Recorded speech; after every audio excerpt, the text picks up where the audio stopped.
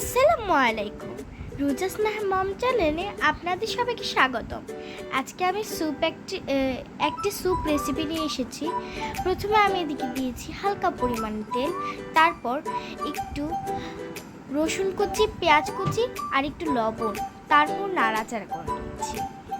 একটু ভালোভাবে নাড়াচাড়া হয়ে গেলে তারপর আমি দিয়ে নিয়েছি টমেটোর বদলে টমেটো দিয়ে আপনারা যদি টমেটো সসও দিতে পারেন তাহলেও ভালো হয়। আমি দিয়ে নিয়েছি সয়া সস।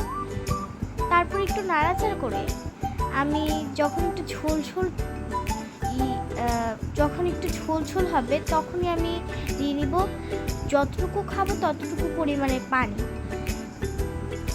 আসলে এদিকে একজন রুগী খাবে, এর জন্য আমি আসলে ডিমের কুসুমটা সরিয়ে নিচ্ছি। তারপরে এদিকে লবণ দিয়ে একটু নাড়াচাড়া করে নিচ্ছি।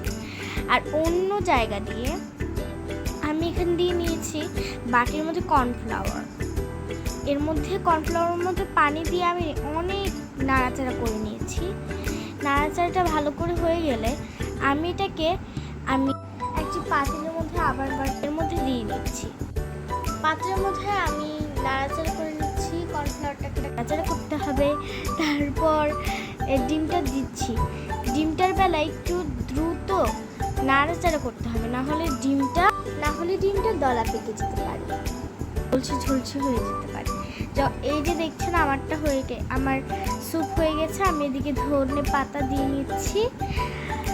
দেখতেই পাচ্ছেন কত সুন্দর হয়েছে।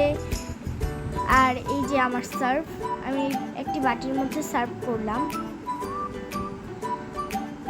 খেতে কিন্তু খুব সুস্বাদু ছিল। আপনারা কিন্তু বাসার মধ্যে বানিয়ে খেতে পারেন। ঝটপট বানিয়ে নিন এগস, বাসার মধ্যে সবাই মিলে খাবে।